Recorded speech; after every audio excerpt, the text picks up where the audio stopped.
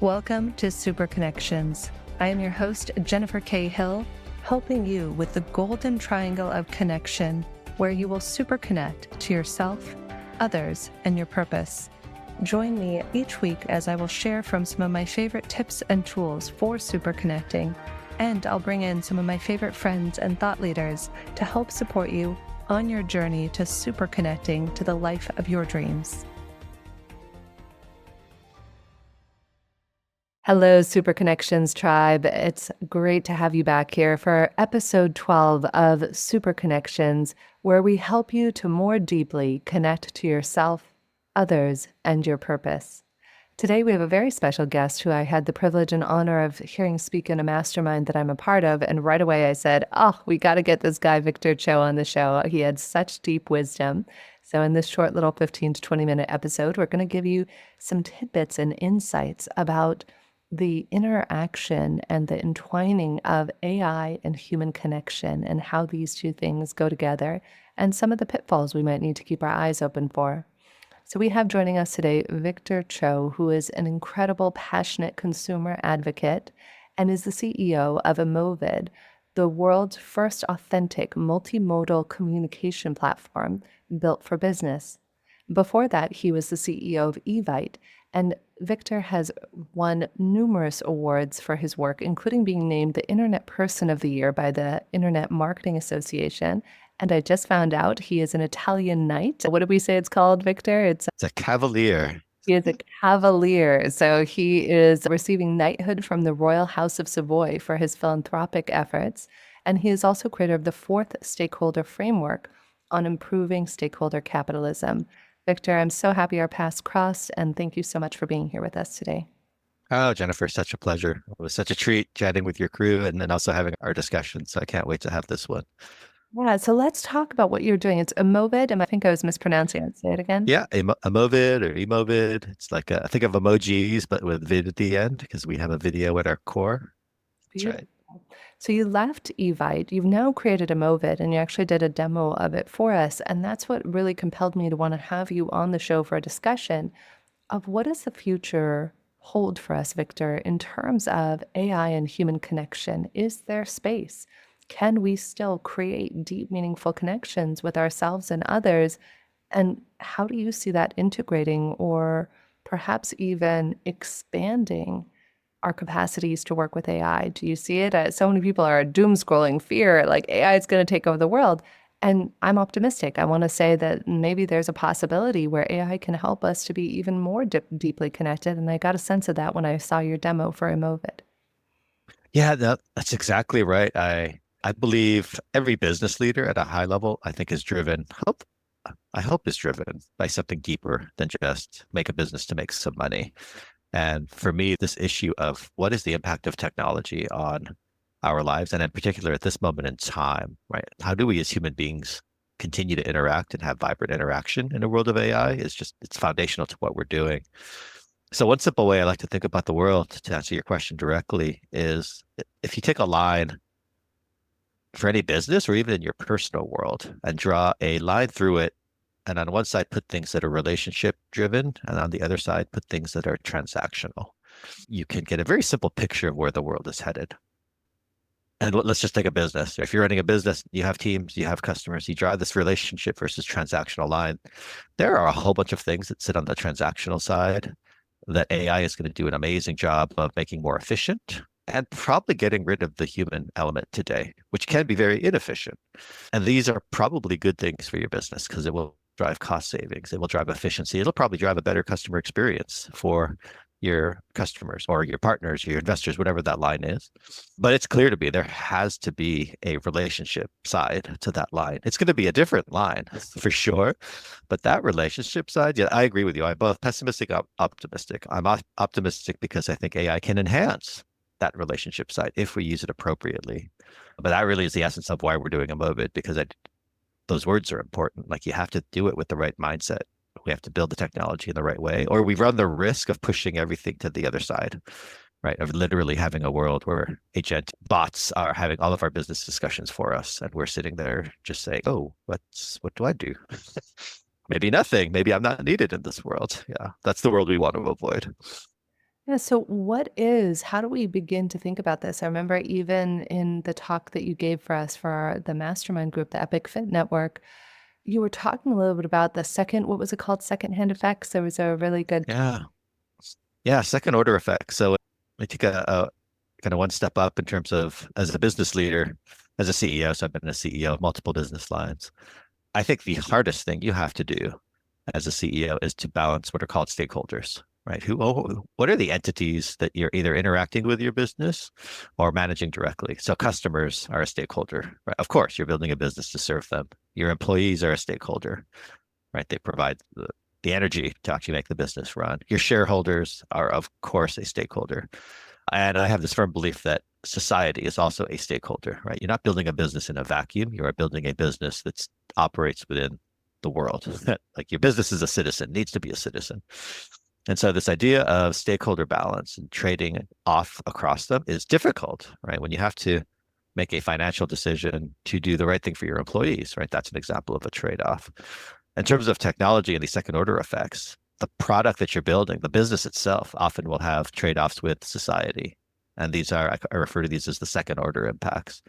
You can have first or second order impacts, right? Your first order impact might be really bad. Cigarettes kill people, cause cancer. It's like a first order impact of your product. Okay, that's a problem you need to go solve. But second order impacts are also your responsibility to deal with as a business leader. I have a strong belief of this. And those are a little bit more elusive. So those are things like social networking and causing depression, right? Or social networking and causing teen suicide, right? Is how strong is that connection? Is it a direct connection? Those are harder problems to deal with, but they are absolutely things that the companies and the business leaders need to track and be responsible for. And AI is going to create some of the most incredible second order impacts in terms of potential downstream impact, unless our business leaders are thinking about how do we build our businesses correctly and are we tracking that? Then we could run into trouble. So let's look at this. Imagine that it's 10 years in the future. How would you like to see us be engaging with AI? Let's talk about perhaps I don't want to call it positive, but the potential that we have as humans to, like you said, perhaps on the transactional side, so many of us Yeah. work 8 hours, 10 hours, 12 hours a day. Look at attorneys, accountants, and so much of it is menial work of like click, replace, Yep. and that can all be automated. So Yeah. if you had magic fairy dust and you could create a future 10 years from now that allowed for us to have healthy, super connected relationships to Yeah. AI and using it in a way where the first order, second order effects were for the benefit of everybody, how can we do that? What would that take to get us there? Yeah, no, I love that question because it has an optimism at its core, right? That this time we free up will be used for us to have these interactions. So I think that world looks similar to what you've described, right? It's clear the agent, we're at the earliest stage of AI, right? And I tell people we're at day one of 10,000 days, 1,000 days. The functionality is going to evolve so rapidly, but we have created the most important technology I think we'll ever create. Maybe not ever. We have created the most important technology I think we we will have created up until this point in time, which is we have untapped what intelligence and reasoning is in a computing system, right? We're now going to make that available to the world. So yeah, you unleash that onto the planet in every product as a service that can be consumed by anyone building a solution, right? Technology as agents, as bots, as robots, right? That's coming over the next 30, 40, 50 years. Yeah, in that world, I think in terms of our relationship and humanity, yeah, I think it comes back to this line. There is a ton of stuff that is very inefficient. It really is a waste of, yeah, these useless things that are just purely transactional at their core. They're not really building relationship, and computers can do them way better. Yes, wonderful. Let's take all of that and get that off of our plate and free up time for us to do the things that actually make us vibrant and healthy human beings. So get out and exercise more and be healthier for sure. Hopefully we can work a little bit less, achieve more, tap into Maslow's hierarchy and right actually get more people into the self-actualization top of the pyramid and absolutely spend more time building deeper social connections. Relationships and people, this is I think I had this learning deeply grounded into my head from Evite. It's maybe even more important than like working out and eating well in terms of your longevity and your health, right? We are social creatures at our core. We need to build these deep connections. We can't delegate that to systems, and it takes time and it takes energy. So any technology that we can use that either gives us time to do that, or in the case of Emovid, I call Emovid a superpower because it allows you to suddenly interact face to face authentically with hundreds of people simultaneously in parallel threads. Like that was impossible before the world of AI. Systems like this that can enhance it, I think, are going to be very powerful. Yeah, I agree 100%. There was a friend of mine, Curtis Estes, who many years ago wrote a book called Your Life by Design, and there was a pyramid in it. And the whole purpose of the book was that you had different rungs on the pyramid, like Maslow's hierarchy of needs. And at the bottom is the stuff you hate doing, like taking out the trash, doing Excel spreadsheets, whatever it is, right? Yeah. Move up the rung, and then it's okay, what are the things I prefer not to do, but I'm willing to do? Walk the dog, whatever it is. And then you get up to the highest level of the pyramid and you look at the things that bring you deep contentment, joy, and fulfillment. Now, for any of you listening, whether you're already an adopter of AI, you're using ChatGPT, or maybe you might be a little bit concerned about it, regardless of whatever your perspective is on it, I encourage you to do this exercise. Look at the things that if you had it all your way, you could outsource, and then begin to look at a potential roadmap and technologies, whether it's Victor's technology or other technologies that can help you to do more things that light you up and bring you joy. And Yeah. on that note, Victor, I'd love to hear from you before we wrap today's episode a little bit more about Emovid in case it does feel in resonance with any of our listeners or viewers. Oh, no, thank you. I'd love to share. Yeah, a Movid in its simplest form is the third way you can finally build relationships with people at scale.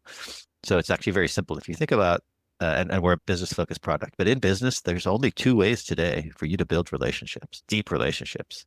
It's fly on a plane, right? Or get together with somebody in person, or do what we're doing here, Jennifer, right? Spend some time on a Zoom. Those are amazing ways to build connection, right? Because they tap into emotion, voice, right? You see the person, you see their authentic expressions. Like these are all critical to build relationships. Those are hard to do and they take a lot of time, right? Just getting on somebody's calendar could take 3 weeks. Say, oh yeah, let's get together in a month. And so what we have brought is the third major communication platform to do that, but asynchronously. So I can record a message, right? Video is the core, but we say that the system is multimodal. My video has all the emotion, all the authenticity. I send it to you, but you receive it as audio, video, text, transcription. It's summarizable. So it's multimodal in the package that you receive. And we can go back and forth this way. Video, it's multimodal, right? Audio back and forth and build a relationship, but asynchronously, which has never been possible before in business. This is really the first platform to make that possible. So it allows you, I have more relationship building threads going right now than I ever have at any point in time in my life. And it's a crazy change, but in a amazingly positive, an amazingly positive way, because I'm like teleporting all over, having these great, incredible interactions with people, right? Whether it's investors or partners or key customers. It's, yeah. Like voice texting back and forth. So I know voice texting has been a huge emergence where we're all voice texting back and forth. Yes. Sometimes I haven't talked to you for 5 or 6 months, yet we're still deeply, intimately connected because we're leaving these little voice texts as we have moments throughout our day. Yes. Voice texting is a great example of the bimodal form, right? So it's, and the reason people do it, of course, it's two reasons, right? It's a little bit fast, it's faster for you to speak, right? And then you get some of your intonation. So now take that and supercharge it because if you're building a relationship with a brand new person, you have to see them, right? It's not sufficient just to hear their voice. That's where you really build the deep connection. So imagine that, but to the next level. Yeah, it's a great parallel. Beautiful. I love it, Victor. Any closing thoughts for listeners and viewers on how we can more intimately engage with AI while releasing the fear of where it may take us? Yeah, no, just one tactical tip. I've been sharing this one with a bunch of people. Take whatever you do for media consumption and learning today and carve out a half hour a day and have a conversation with AI to learn. And it is a fast, you will quickly see how it fast, how fast the technology is evolving. But it's actually a better, it's like you being able to sit down and have office hours with all of the smartest teachers on the planet. Like whatever it is you're trying to learn, have the conversation. Ask the stupid question, right? It will guide you and educate you like very rapidly. And it'll give you a sense of what is this agentic world where you're having It's not that I'm friends with my chatbot, but after a half hour discussion, because they are adding intonation, they're adding other things, you can see in some ways maybe some of the danger that's coming. Because I clearly predict there is going to be a world where some chunks of our conversation opt to not have personal interaction because they are going to go into fake agentic relationships. It's already happening. You see it at a small level. It's going to be, I don't want to say a problem. It's going to be there as a factor in our relationship building in the future, for sure. Which is crazy. This is like the stuff of sci-fi, but it's coming. It's Yeah. coming fast and furious. I remember a friend of mine who's an investor in AI and human performance. We were talking about this a year or two ago in the Bay Area, and she was saying exactly that. She said, listen, the currency of the future is going to be trust and authenticity Yes. and that's it. And that's where can we still be masterful at creating trust, trusting ourselves, trusting those we're connecting with? How can we still be authentic in our communication while leveraging all of these wonderful tools out there? And how do we more intimately connect to ourselves and others? And I think to your point, this can be a wonderful springboard for us in many ways to connect. And maybe for those of you out there who don't feel comfortable sometimes in human connection, maybe just starting to utilize AI to increase your confidence and ask questions like, how would I talk to a girl? How would I ask for a promotion? One of my Yes. family members was looking for Yes. advice on an interview the other day, and I wrote a book on job hunting. It was the first company I'd exited.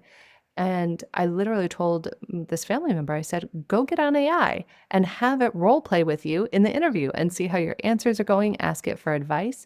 So I think there's many ways we can use it, and it's all the lens that we see things through. So Victor, this has been brilliant. Where can people connect with you, my friend? Wonder now. It's been such a great chat. Emovid, URL is very simple, emovid.com. Come please check us out. Oh, I will mention actually to this idea of authenticity and trust. One of the core pieces of our IP and technology is every message that comes from us, we will validate that it's truly that person, and we will explicitly and transparently tell you what's been modified down to the, even if you change your background, we'll say, okay, this is a fake background. Just that it's our ethos of transparency. But that's emovid.com. For me, you can find out all about me and contact me directly at victorcho.com, victorcho.com. Beautiful, Victor. Thank you to each and every one of you for tuning in wherever and whenever you're tuning in. And our intention is you take this information and use it to exponentially enhance your relationship to yourself, others, and your purpose. May we all go out and spend more time doing the things we love, work less, and spend more time with the people we care about.